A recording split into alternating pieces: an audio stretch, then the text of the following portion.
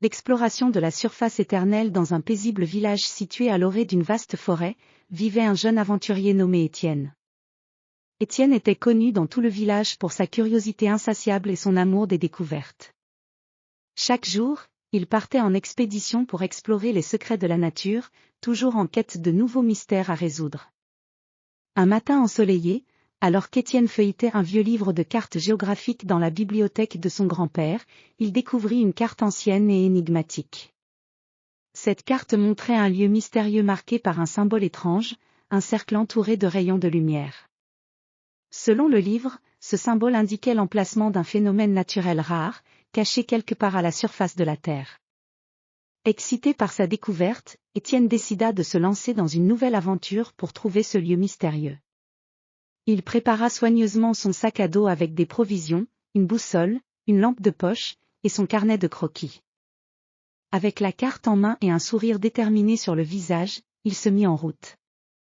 Le voyage d'Étienne le mena à travers des paysages variés, des champs dorés de blé, des rivières étincelantes, et des collines verdoyantes. Chaque étape de son voyage était une nouvelle découverte, remplie de couleurs vives et de sons merveilleux de la nature. Il se sentait immergé dans un monde de beauté naturelle, où chaque moment était une aventure en soi. Après plusieurs jours de marche, Étienne arriva à un grand plateau qui semblait correspondre à l'endroit indiqué sur la carte. Le plateau était surplombé par une montagne majestueuse, et le sol était couvert de fleurs sauvages aux couleurs éclatantes. Il chercha des indices et examina les environs avec attention, cherchant à comprendre le mystère du symbole. Soudain, en explorant une grotte cachée derrière un rideau de lianes, il découvrit une série de pierres anciennes gravées de symboles similaires à ceux de la carte.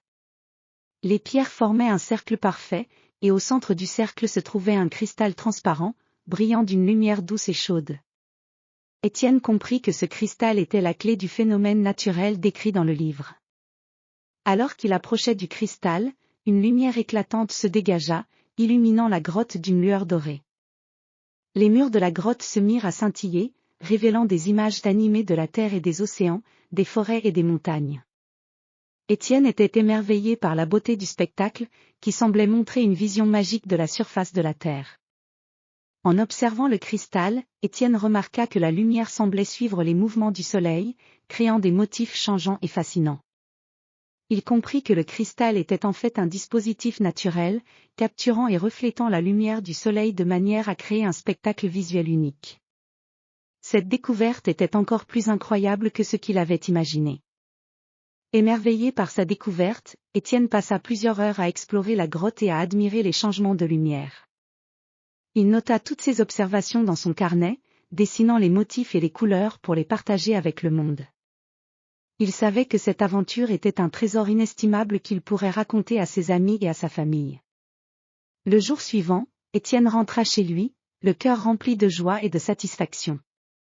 Il avait découvert quelque chose de rare et de précieux, un phénomène naturel qui offrait un aperçu magique de la surface de notre planète. En partageant son expérience avec le village, il inspira de nombreux autres à explorer les merveilles de la nature et à découvrir les secrets cachés de la Terre. L'aventure d'Étienne lui rappela que la surface de la Terre était pleine de mystères et de beauté, et que chaque voyage pouvait révéler des trésors inattendus.